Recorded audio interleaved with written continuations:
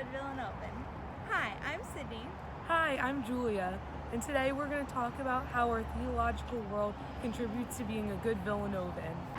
Inner faith. At the extra credit lecture, Hibba began talking about her adjustment process to Villanova. She connected with Lucky because they were both female women of color.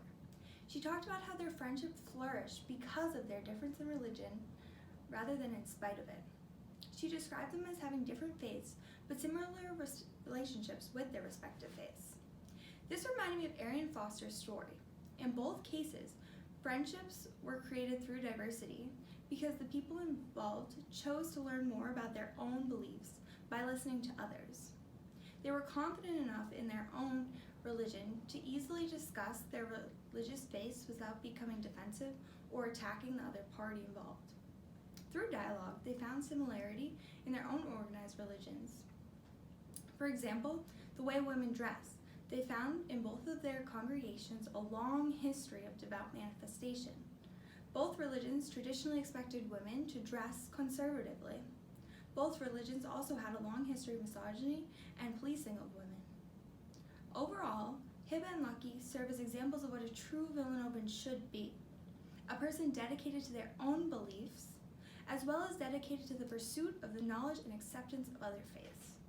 We all choose how to read religious texts, and this is a lecture given by a Vanderbilt University Jewish Studies professor named Amy Jill Levine. And so although she's not Christian herself, she really emphasized the fact that it's important for people of all different religions, including Jews, to familiarize themselves with the Bible, especially the New Testament. And she notes that the vast majority of Christians do not read the New Testament in a negative way, and they choose to embrace the words of the Bible. So she believes that if Jewish people and other people of different religions read the New Testament as well, that they will become better and more informed Jews, as they'll recognize what other religions have to offer and will all come together. And I found that Professor Levine's interview really resonated with me because of my family's unique religious background. My mom, my brother, and I are Catholic, but my dad is Jewish, and my grandparents are either Russian Orthodox or Jewish as well. So I come from a family of many different religions, and while the religious views are very different, I'm happy that it hasn't caused much conflict in our family over the years. And Professor Levine also mentions that there's many different interpretations that exist in our society of the New Testament, and I'm happy that my dad's able to have discussions with my family about the Bible and be open to them as well. And I think this experience with my family and Professor Levine's video has taught me to become more accepting Villanovan. On the other hand, I thought that the film Jesus Camp that we watched in class really contradicted the idea of being interfaith and accepting of different religious communities. It really opened my eyes to see that Pastor Becky was really just enforcing her religious views on these children, feeling they have to believe in God, they have to commit God every way possible. And I thought it was so brave of the 10-year-old Andrew to say that he had trouble connecting with God. And I feel like that's okay and good for him for saying that, because everyone's at different stages in life with God, different time. Everyone takes time to connect with him in different ways. And I think it's important that for us as Villanovans and just in the community in general, that we have to be accepting of people with their different religions and hesitations about God. And I think that really Jesus Camp showed me that there's different sides to religion, but if we all come together at the end of the day, then that would be ideal. And I think that's something that is great about Villanova. So, one of the important things that has been highlighted during my time at Villanova, as well as my time in this class, is service above self. There's something so important about connecting yourself to your community and your community of faith and being a better person because of it. One of the most enriching experiences I've had at Villanova this far is my time in SSLC. This is a sophomore service learning community where once a week I volunteer in the community and then bring those problems back to the classroom, where me and my Villanovan peers discuss these problems and try to understand how we can use our resources to help. We have an extensive network as a Villanovan, as well as a member of the Christian faith, the Good Samaritan. I feel like there's so much that can be learned from this story. I think that also as a university, if we produced a generation of people that were Good Samaritans, we'd be all the better for it as a society. In this story, we see many people who are too busy by all the things going on in their life, too concerned on what's happening in their own lives, whether it be work or obstacles that we face every day that are distractions for us, that we forget to realize what's really important, and that's the people around us, the people in our community. Community!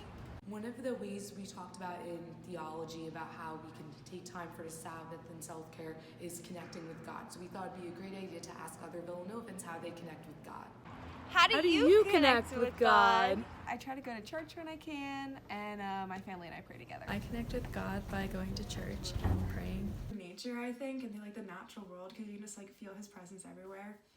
I connect with God by praying to Him and being grateful and thankful for all the stuff that He puts into my life. I connect with God with my daily prayers before I go to bed. I like to connect with God through sporting events and other big life moments, because before those events, I like to pray to Him. So as you can see, there's many traditional and non-traditional ways that people can connect with God. Next, we're going to take a look at how community and prayer take a role at our life here at Villanova. Prayer. One of the things I enjoyed talking about in class was what constitutes private prayer and what constitutes public prayer. To start, public prayer, I believe, takes account to the collective, hence the term public. And private prayer definitely has more intimate, one-on-one elements to it. An example of the public prayer was when the first congresswoman, who was Muslim of Pennsylvania, there was experienced a time where it was overtly Christian prayer taking place in Congress, and she was Muslim, so that was definitely very controversial. So I think it's important that public prayer really just thinks about who their audience is when they're doing it. I consider maybe public prayer the Our Father or Hail Mary or any of those prayers said in church, in common Christian communities, but also public prayer should really all recognize that not everyone is at the same relationship with God. People have different views on Him, so really just keep it as simple and just not controversial. And private prayer is really just the time to have that one-on-one deep connection with God. In the Catholic Mass, I always, after we get communion, we sit and kneel and we have that time to pray to God, talk about your problems, talk about what you're thankful for, etc. And I think that's the time to connect with God, even if it's through music or a song, something that you uniquely can develop a deeper relationship with God. So lastly, Professor Naomi brought up in class a really important question, and that is, to what degree should public prayer promote God? And I believe that it should promote God as broad notions or notions of divine. We come from a community where many people have different relationships and interpretations of God. So it's important that we respect that and understand people's differences. I like that Villanova, it's a Catholic community, so people are very open to talking about their faith and their Christianity and how it's important to them. But we must remember that as we leave campus, it's not always like that. When we have a bubble, I like to call it, at Villanova, but when we leave, there's people, many different faiths. Some people are not accepting God, some people are, but we have to remember to respect those differences and be accepting. And I think that really what constitutes to be a good Villanovan.